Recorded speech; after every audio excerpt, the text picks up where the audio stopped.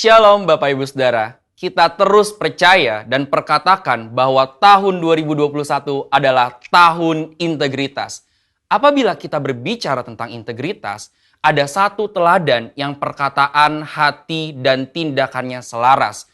Pribadi spesial inilah yang menjadi tema Voice of Pentecost hari ini, yaitu Jesus, the man of integrity.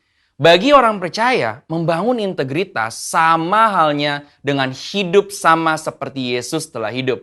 Mari kita lihat apa saja yang Yesus lakukan. Yang pertama, perkataan dan tindakan Yesus. Sekalipun Yesus sedemikian sempurna, tidak semua orang itu menyukainya. Banyak yang ingin mendengar khotbah Yesus justru untuk menjebaknya. Mereka berusaha mencari-cari kesalahan Yesus. Akan tetapi, pada akhirnya, perkataan Yesus tidak pernah dapat dibantah. Mengapa demikian? Karena Yesus selalu mempraktekkan apa yang ia katakan. Yesus tidak hanya jago khotbah, tetapi dia melakukan dan menghidupi firman. Dalam Matius 23 ayat 3, Yesus menyindir ahli-ahli Taurat dengan mengatakan kepada orang banyak, "Sebab itu, turutilah dan lakukanlah segala sesuatu yang mereka ajarkan kepadamu. Tetapi janganlah kamu turuti perbuatan-perbuatan mereka, karena mereka mengajarnya tetapi tidak melakukannya." Yang kedua, sumber perkataan dan tindakan Yesus. Dalam Yohanes 12 ayat 49, Yesus mengatakan demikian, "Sebab aku berkata-kata bukan dari diriku sendiri, tetapi Bapa yang mengutus aku. Dialah yang memerintahkan aku untuk mengatakan apa yang harus aku katakan dan aku sampaikan." Selama hidupnya di bumi, Yesus tidak pernah mengatakan sesuatu dari dirinya sendiri. Ia sungguh-sungguh memastikan bahwa semua perkataan dan tindakannya itu bersumber dari Bapa. Dia tidak mengatakan sesuatu untuk kepentingannya pribadi, tetapi untuk kerajaan Allah. Yesus juga selalu memastikan bahwa semua yang dia lakukan sesuai dengan kehendak Bapa. Dengan cara demikian, Yesus sungguh-sungguh menjaga integritasnya. Yang ketiga, aplikasi perkataan dan tindakan Yesus. Kita sudah melihat bagaimana Yesus sungguh-sungguh menjadi man of integrity. Di dalam Alkitab, ada beberapa tindakan Yesus dalam mengaplikasikan kehidupan yang berintegritas. Pertama, ketika menghadapi pencobaan, Yesus menolak untuk mengubah batu menjadi roti. Bukan masalah sanggup atau tidak sanggup, tetapi karena ini adalah rencana iblis. Ingat saudara, Yesus hanya mau melakukan kehendak Bapa. Kedua, menghadapi yang membutuhkan. Yesus tidak membeda-bedakan orang ketika memberikan pertolongan. Ketika ada seorang perempuan non-Yahudi yang memohon dengan sangat agar anaknya disembuhkan, Yesus tetap memberi pertolongan. Ketiga, menghadapi yang menjebak. Sepanjang perjalanan pelayanan Yesus sering dibanjiri dengan pertanyaan-pertanyaan jebakan. Tetapi Yesus selalu dapat menjawab dengan sangat tepat. Hal ini terjadi karena Yesus sungguh-sungguh berkata-kata hanya dari Bapa. Keempat, menghadapi yang berdosa. Ketika Yesus disalib, ia masih sempat berdoa dengan tulus kepada Bapa, sesuai dengan apa yang dia ajarkan selama ini mengenai pengampunan. Doanya, "Ya Bapa, ampunilah mereka sebab mereka tidak tahu apa yang mereka perbuat." Ini berarti Yesus tetap memegang integritasnya bahwa pengampunan tersedia bagi semua orang yang meminta ampun. Sekalipun bagi mereka yang menyalibkan Yesus. Bapak Ibu Saudara, integritas adalah sesuatu yang dibangun.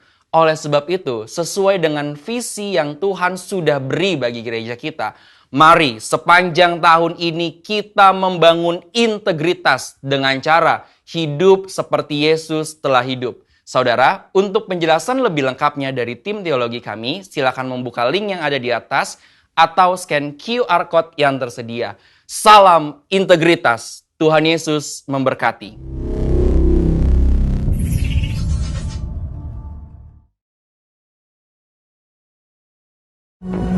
Mari sama-sama kita ucapkan Mazmur 91. Dalam lindungan Allah. Orang yang duduk dalam lindungan yang maha tinggi dan bermalam dalam naungan yang maha kuasa, akan berkata kepada Tuhan, tempat perlindunganku dan kubu pertahananku, Allahku yang kupercayai. Sungguh, dialah yang akan melepaskan engkau dari jerat penangkap burung, dari penyakit sampar yang busuk. Dengan kepaknya ia akan melindungi engkau. Di bawah sayapnya engkau akan berlindung. Kesetiaannya ialah perisai dan pagar tembok. Engkau tak usah takut terhadap kedahsyatan malam, terhadap panah yang terbang di waktu siang, terhadap penyakit sampar yang berjalan di dalam gelap, terhadap penyakit menular yang mengamuk di waktu petang. Walau 1.000 orang rebah di sisimu dan 10.000 di sebelah kananmu, tetapi itu tidak akan menimpamu. Engkau hanya menontonnya dengan matamu sendiri dan melihat pembalasan terhadap orang-orang fasik. Sebab Tuhan ialah tempat perlindunganmu, yang maha tinggi telah kau buat tempat perteduhanmu. Malapetaka tidak akan menimpa kamu, dan tulah tidak akan mendekat kepada kemahmu. Sebab malaikat-malaikatnya akan diperintahkannya kepadamu untuk menjaga engkau di segala jalanmu. Mereka akan menata engkau di atas tangannya, supaya kakimu jangan terantuk kepada batu. Singa dan ular tedung akan kau langkahi. Engkau akan menginjak anak singa dan ular naga. Sungguh, hatinya melekat kepadaku, maka aku akan meluputkannya. Aku akan membentenginya, sebab ia mengenal namaku. Bila ia berseru kepadaku, aku akan menjawab. Aku akan menyertai dia dalam kesesakan. Aku akan meluputkannya dan memuliakannya.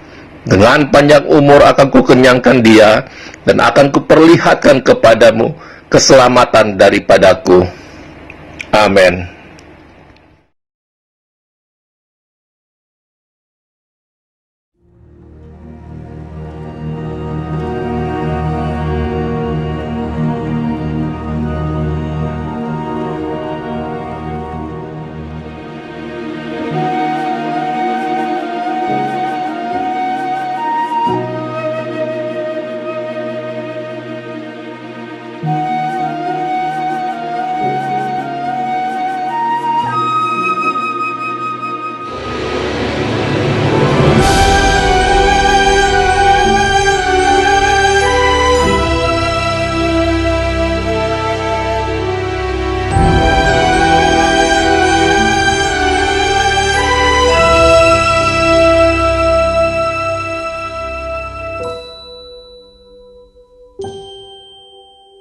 Hanya kau tempatku berlindung,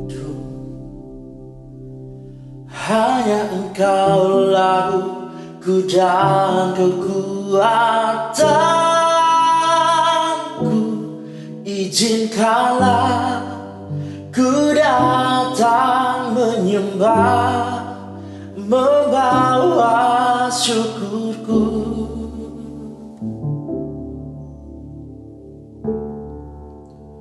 Sedalamnya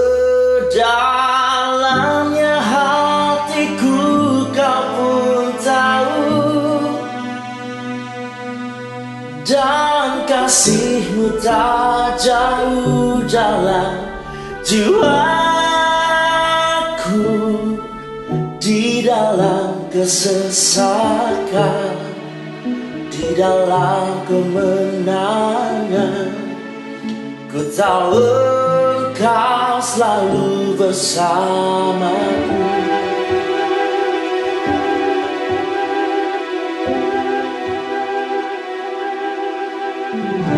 Hanya Kau tempatku berlindung, hanya Engkau laguku dan kekuatanku.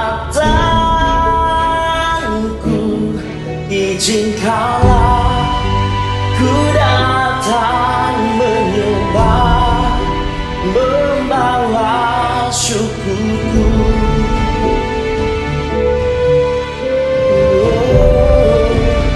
Sedalamnya hatiku Kau pun tahu, dan kasih-Mu tak jauh dalam jiwaku. Di dalam kesesakan, di di dalam kemenangan. Ku tahu Kau selalu bersamaku. Sedalamnya hatiku Kau pun tahu, dan kasih-Mu tak jauh dalam jiwaku. Di dalam kesesakan, di dalam kemenangan, ku tahu Kau selalu bersamaku. Sedalamnya hatiku Kau pun tahu, dan kasih-Mu tak jauh dalam jiwaku. Di dalam kesesakan, di dalam kemenangan, ku tahu Kau selalu bersamaku. Oh, we worship You, God. We worship You, Jesus. Come on, lift up your voice, or lift up your head. We worship You, Jesus. Oh, kami sembah Kau Tuhan, kami tinggikan Engkau, kami adukan Engkau, Yesus. Oh, we thank You for Your love, we thank You for Your grace.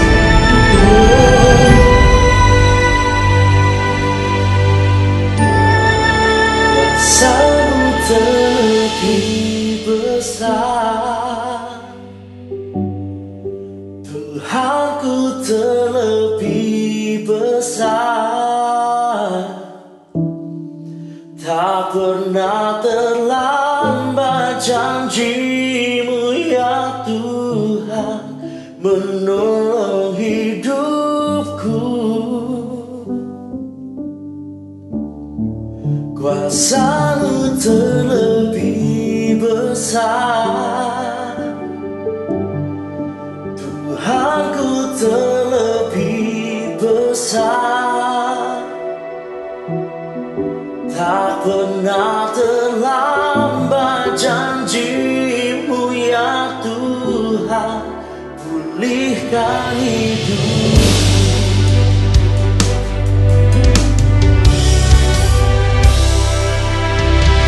Hanya Kau Tuhan penolongku,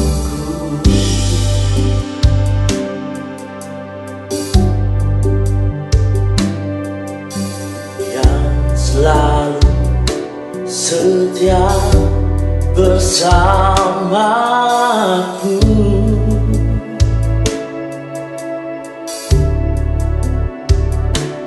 Kasih-Mu yang sanggup berubah kehidupanku.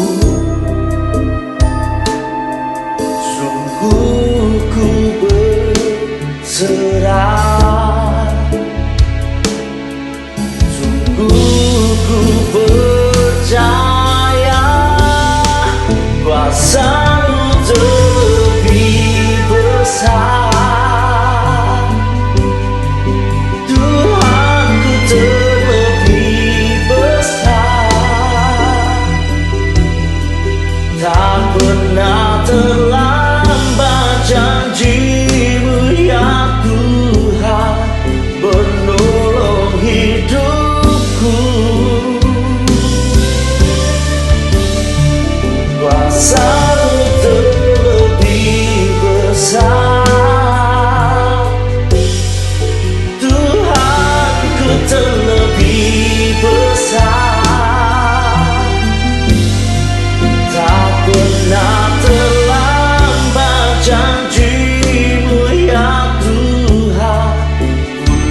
memulihkan hidupku.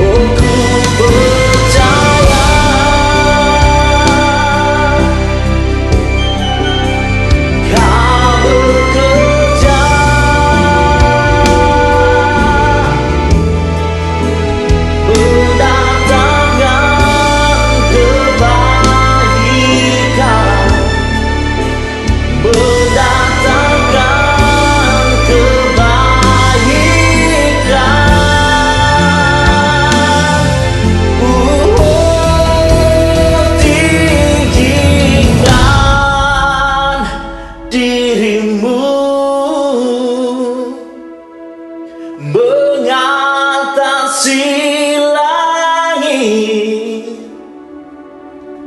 kebesaran-Mu Tuhan, mengatasi bumi, tinggikan diri-Mu.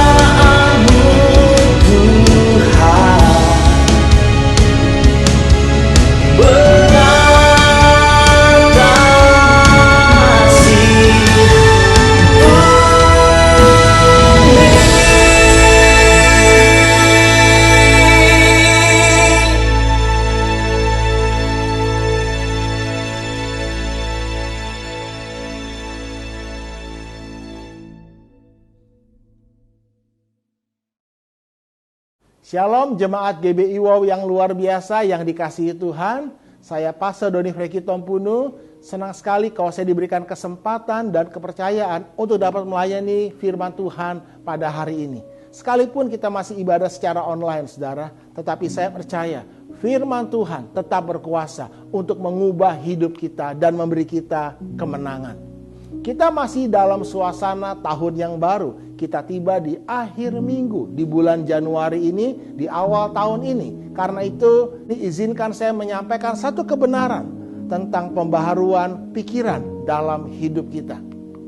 Efesus 4 ayat yang ke-22 sampai 23 berkata bahwa kamu berhubung dengan kehidupan kamu yang dahulu harus menanggalkan manusia lama, supaya kamu dibaharui di dalam roh dan pikiranmu. Ada dua pembaharuan di dalam diri kita yang harus terjadi.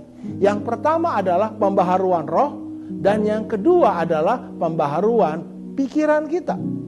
Pembaharuan roh, saudara, adalah bagian Tuhan lewat pertobatan dan iman kita kepada apa yang Tuhan Yesus sudah kerjakan bagi kita di kayu salib. Ketika Anda bertobat dan percaya bahwa Yesus Kristus adalah firman Allah yang menjadi manusia, yang mati menebus dosa kita dan dibangkitkan naik ke surga.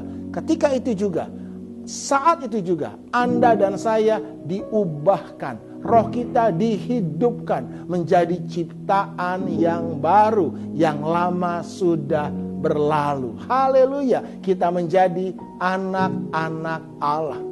Tetapi ada pembaharuan yang kedua yang tidak kalah pentingnya, yaitu pembaharuan pikiran kita.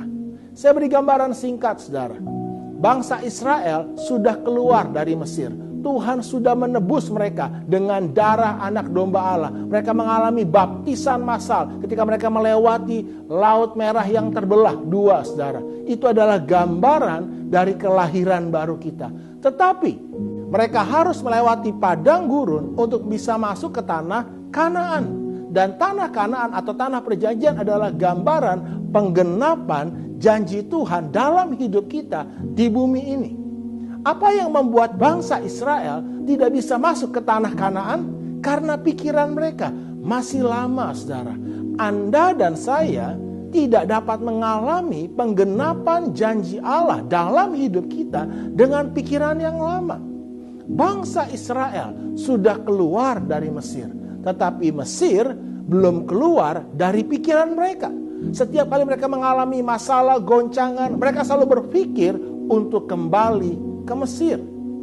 Mengapa banyak anak Tuhan bertanya, Pak Pendeta, kok saya belum mengalami ya janji Tuhan? Bukan Tuhan belum menggenapi janjinya, Tuhan sudah menggenapi janjinya. Tuhan sudah menyediakan semua yang Anda dan saya perlukan untuk kita dapat hidup saleh di bumi ini.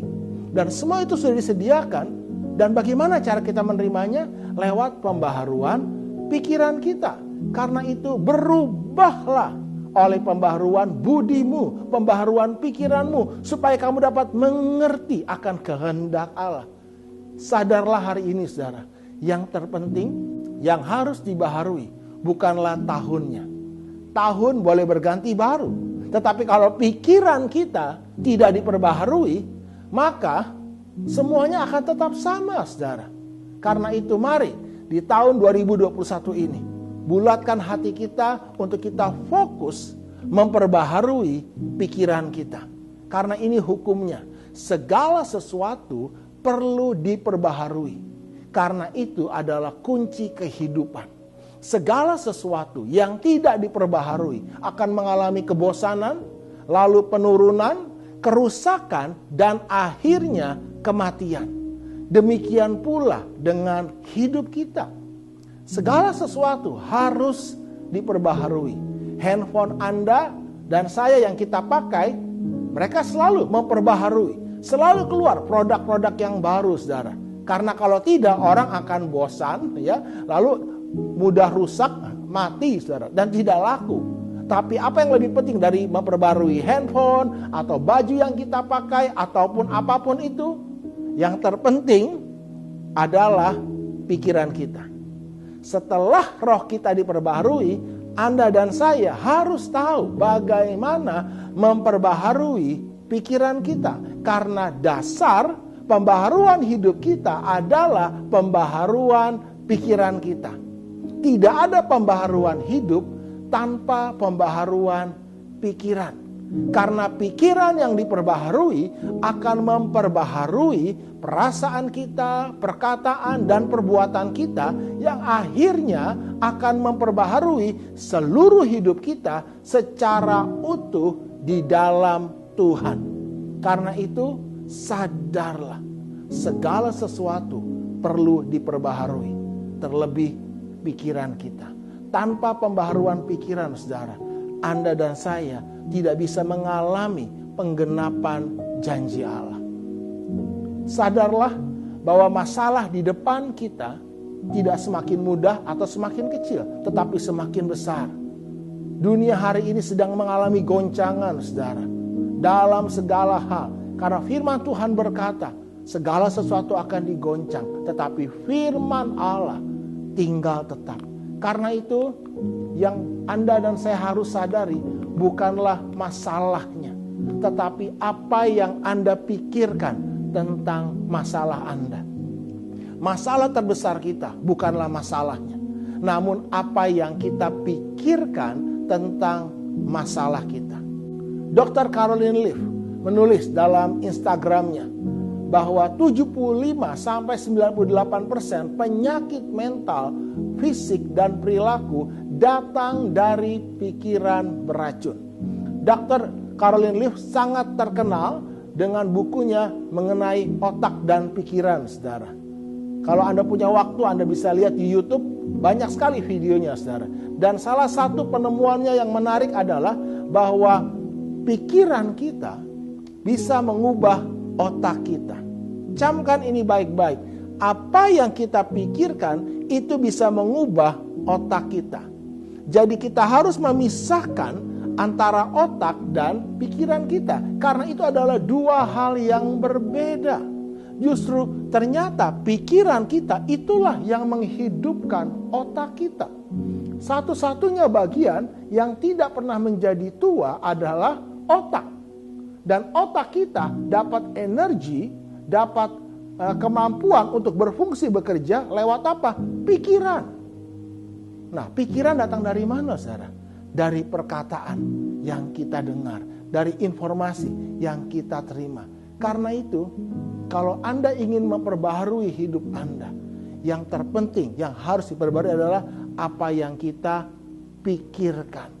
Khususnya di tengah-tengah pandemi COVID ini, saudara. Banyak orang takut, khawatir mengenai kesehatannya. Firman Tuhan berkata apa? Hati yang gembira adalah obat yang manjur. Mana yang lebih dahulu? Anda sembuh, baru gembira? Atau Anda gembira dulu, baru sembuh? Anda gembira dulu, baru sembuh. Dan gembira itu bicara mengenai perasaan kita, emosi kita. Dan perasaan kita itu dipengaruhi oleh pikiran kita. Apa yang kita pikirkan. Jadi sadarlah, saudara, kita tidak bisa mengendalikan apa yang terjadi di luar diri kita. Tetapi kita bisa mengendalikan apa yang terjadi atau apa yang masuk ke dalam pikiran kita. Anda tidak bisa punya hari-hari yang buruk dengan pikiran yang sehat, dengan pikiran yang optimis, dengan pikiran yang baik. Tetapi Anda tidak bisa memiliki hari-hari yang baik dengan pikiran yang buruk. Karena itu yang harus diperbaharui bukan situasi keadaan di sekeliling kita, tetapi apa yang kita pikirkan. Setiap orang pernah disakiti, bukan? Tapi masalah yang sebenarnya bukan siapa atau apa yang menyakiti kita, tetapi apa yang kita pikirkan tentang orang yang menyakiti kita. Kalau Anda punya pikiran seperti ini, terima kasih kepada mereka yang telah menyakitiku, karena merekalah aku belajar arti mengasihi dan mengampuni. Terima kasih kepada mereka yang telah menjatuhkanku, karena merekalah aku belajar bangkit dan menjadi lebih kuat. Terima kasih kepada mereka yang telah meninggalkanku di saat aku memerlukan, karena merekalah aku belajar bergantung dan berharap kepada Tuhan. Kalau itu yang Anda pikirkan, saya yakin, saudara, hatimu sehat, hatimu utuh, hatimu sembuh, dan tubuhmu akan kuat, saudara. Karena itu yang harus diperbaharui bukanlah situasi keadaan kita, tetapi apa yang kita pikirkan.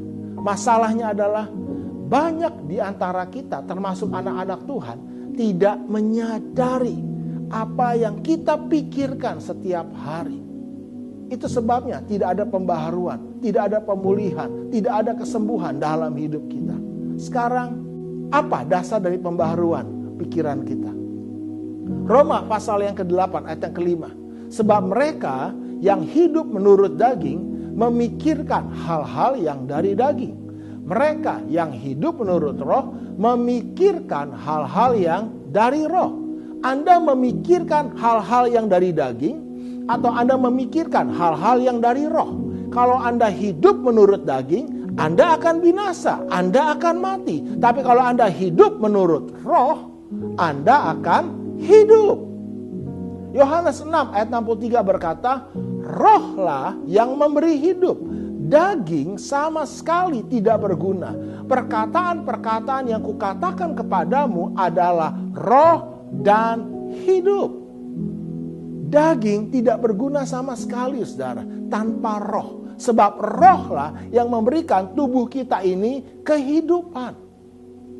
Beberapa hari yang lalu saya baru saja memakamkan adik ipar dari adik saya, saudara. Usia 46 tahun, mengalami serangan jantung. Kita tidak pernah tahu kapan Tuhan memanggil kita. Tetapi setiap kali saya melihat jasad atau jenazah di depan saya sadar, saudara, bahwa yang terbaring itu hanyalah daging, tubuh. Daging tanpa roh tidak berguna sama sekali. Makanya dikubur. Anda yang sebenarnya bukanlah tubuh Anda. Anda yang sebenarnya bukanlah yang kelihatan, tetapi yang tidak kelihatan. Apa itu? Roh Anda, pikiran Anda, jiwa Anda. Itulah Anda yang sebenarnya.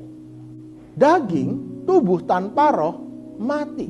Sekarang, roh kita adalah sumber kehidupan bagi tubuh kita. Tapi pertanyaan pentingnya hari ini, apa sumber kehidupan bagi roh kita? Perkataan Tuhan, firman Tuhan. Perkataan-perkataan yang kukatakan kepadamu adalah roh dan hidup. Jadi sadarlah, saudara, bahwa sesungguhnya kita manusia dari sejak semula dirancang untuk hidup dari perkataan-perkataan Tuhan yang adalah roh dan hidup. Tuhan Yesus berkata, manusia hidup bukan dari roti saja, tetapi dari setiap firman yang keluar dari mulut Allah. Jadi banyak orang hari ini, saudara, hidup bukan dari perkataan-perkataan Tuhan, tetapi dari perkataan-perkataan dunia ini. Ya, saudara, kalau Anda punya masalah Anda berkata-kata kepada Anda bukan?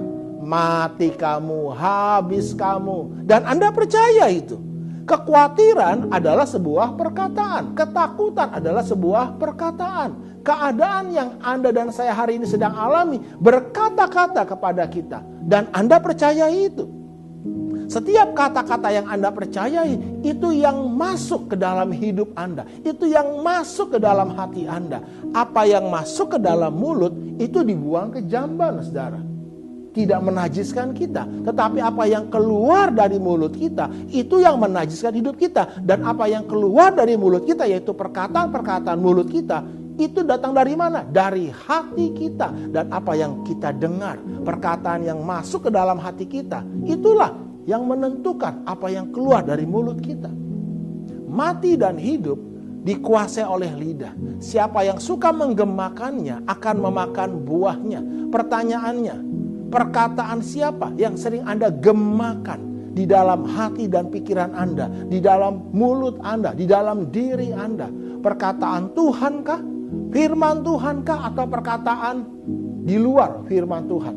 Perkataan dokter, para ahli, prediksi, semua orang yang tidak mengenal Tuhan. Tidak salah, saudara. Tetapi saya mau beritahu, jangan biarkan perkataan-perkataan dunia ini, siapapun itu, dari siapapun itu, menentukan hidupmu. Saya tidak izinkan, saudara, perkataan-perkataan di luar firman Tuhan menentukan hidup saya. Saya hanya izinkan, biarlah hanya perkataan Tuhan yang menguasai hidup saya. Amsal pasal 4 ayat 20-22 berkata, hai anakku, perhatikanlah perkataanku, arahkanlah telingamu kepada ucapanku. Janganlah semuanya itu menjauh dari matamu. Simpanlah itu di lubuk hatimu. Karena perkataan-perkataanku itulah yang akan menjadi kehidupan bagi mereka yang mendapatkannya dan kesembuhan bagi seluruh tubuh mereka. Tuhan mau Anda dan saya hidup dari perkataan-perkataan Tuhan. Manusia hidup bukan dari roti saja.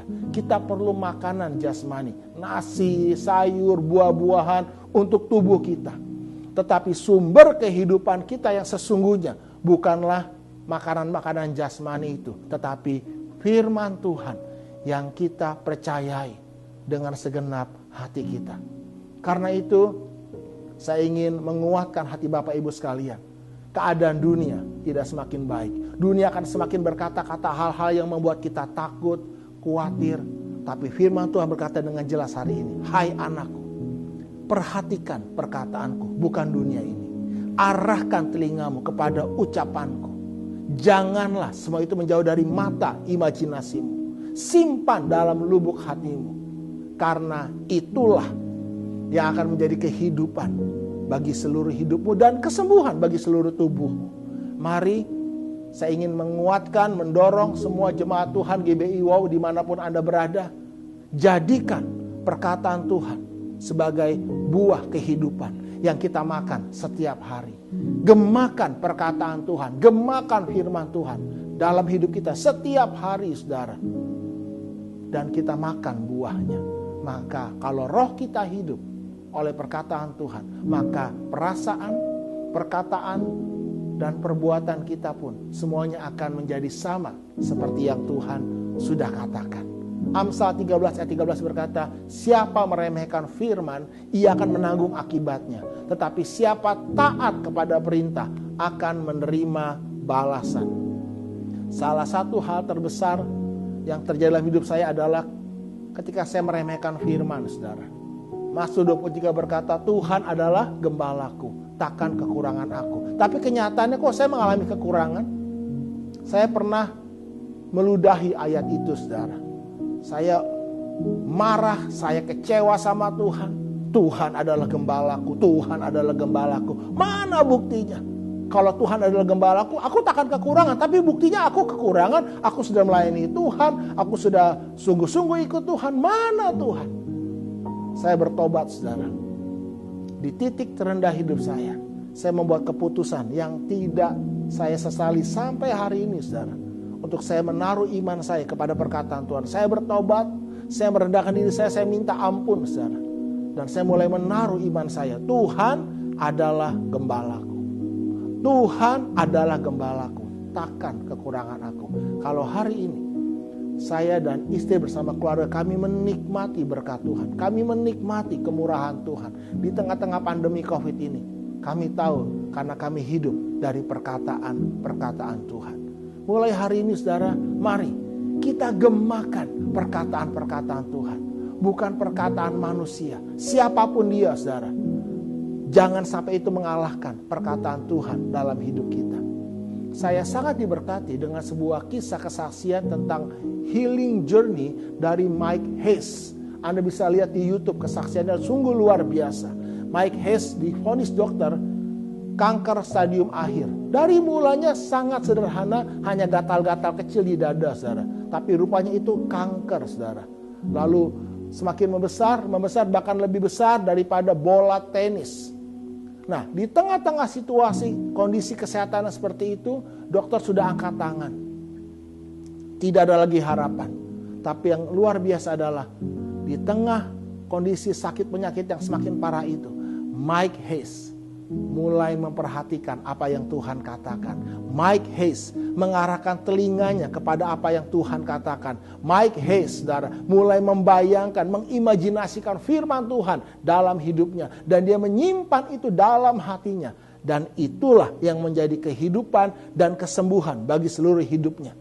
Mike Hayes membaca satu ayat dalam 1 Petrus 2:24 berkata, ia sendiri telah memikul dosa kita di dalam tubuhnya di kayu salib, supaya kita yang telah mati terhadap dosa hidup untuk kebenaran. Oleh bilur-bilurnya kamu telah sembuh. Mike Hayes, kamu telah sembuh. Kata-kata itu bergema di dalam hati dan pikirannya, tetapi dia bimbang. Karena dia melihat apa, saudara? Dia melihat kenyataan tubuhnya.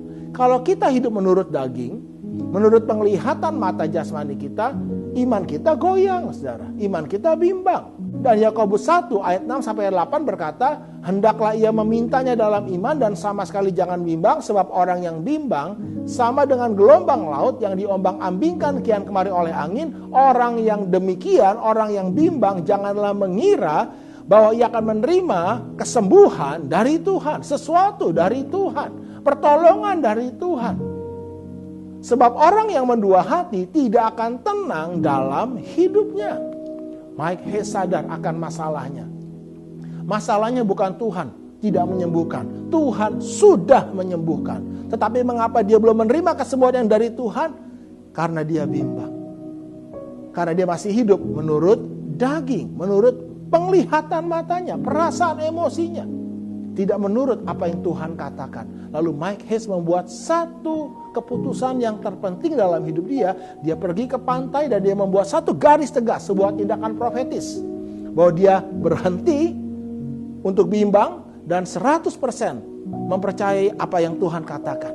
Dan Mike Hayes menerima itu, saudara, kesembuhan dari Tuhan. Kapan terjadi?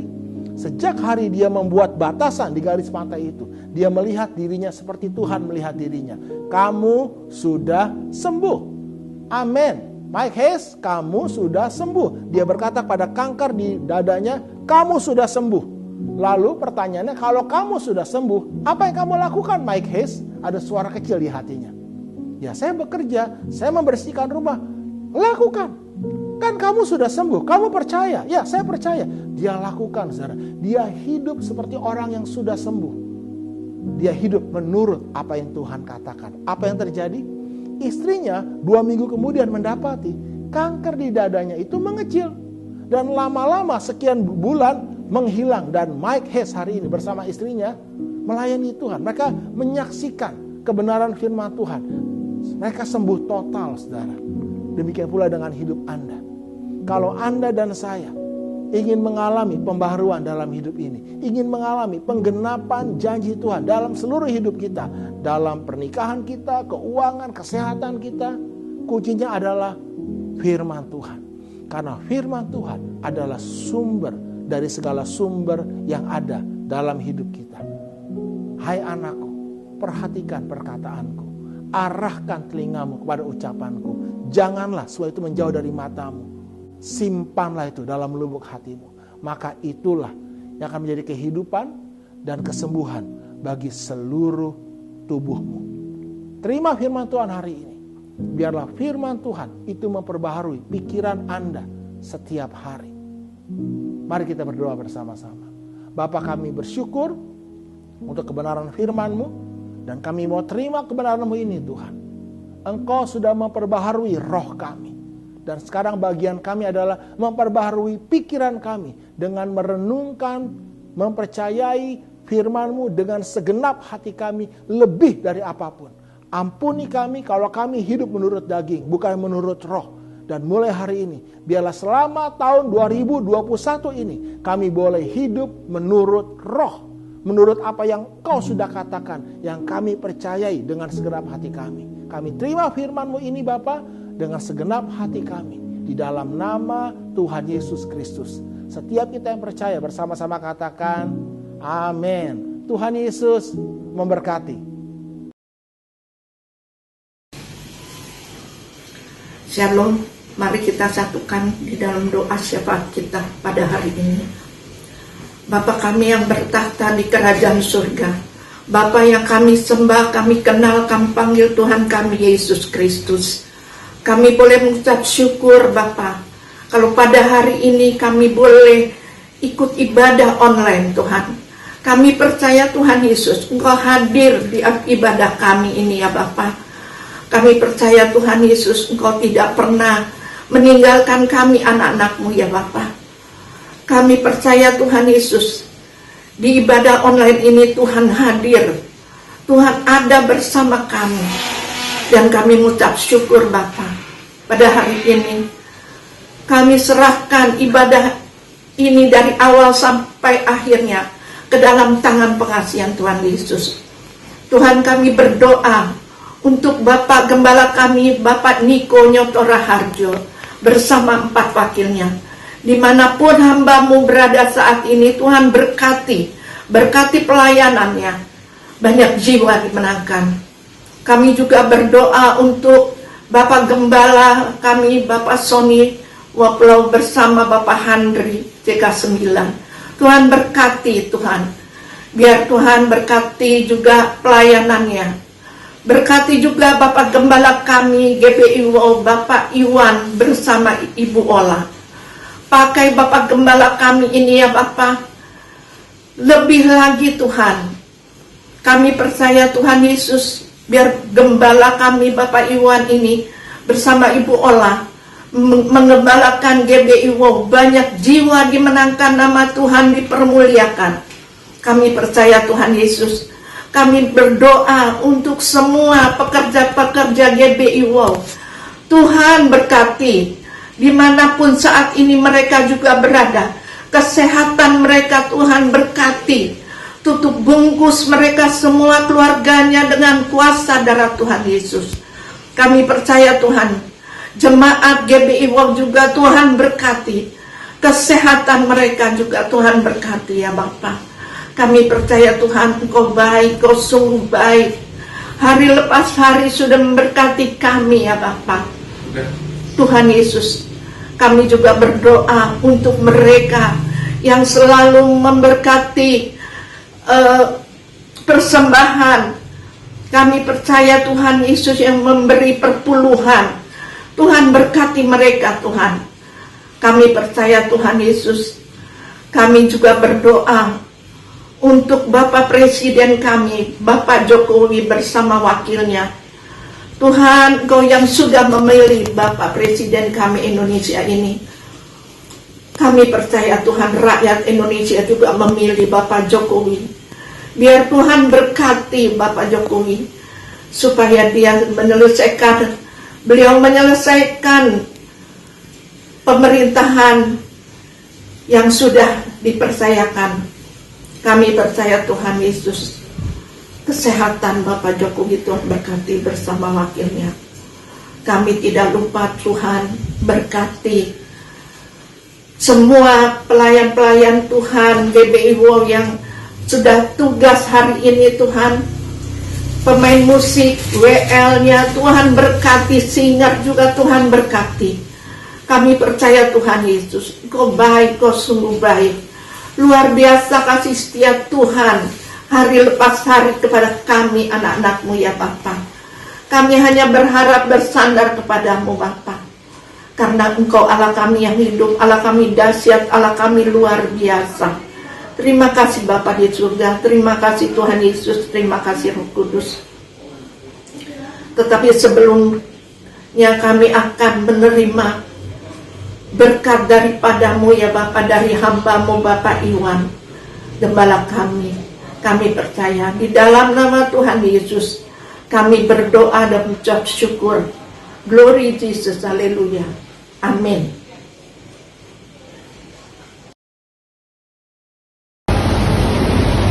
Shalom semuanya. Baru saja kita sudah mengikuti firman Tuhan yang sudah disampaikan oleh Pastor Doni. Sungguh kami berkati dan kami percaya firman itu tidak akan kembali dengan sia-sia. Terima kasih untuk Pak Doni dengan firman yang begitu memberkati dan menguatkan kita semuanya.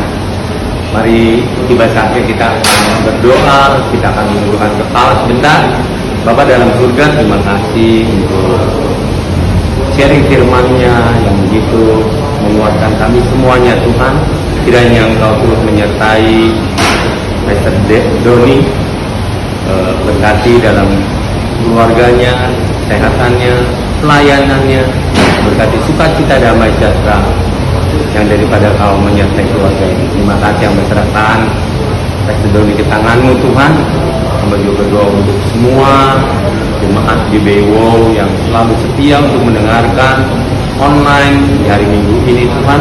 Kiranya Engkau terus menyertai mereka untuk tubuh dan yang kudus, sukacita, damai, sejahtera, kesehatan, kekuatan menyertai kita semuanya. Engkau yang menuntun, memimpin dalam setiap kehidupan kami. Terima kasih Tuhan. Tiba saatnya kami rindu untuk menerima berkat daripada Engkau. Mari kita mengangkat tangan kita, arahkan hati dan pikiran kita untuk menerima berkat dari Tuhan. Damai, sejahtera, sukacita dari Allah Bapa, kasih karunia dari Anaknya yang tunggal Tuhan Yesus Kristus, penyertaan yang manis dari Roh Kudus menyertai kita sekarang sampai selama-lamanya. yang percaya kita sudah menerima berkat ini. Sama-sama katakan amin. Tuhan Yesus memberkati.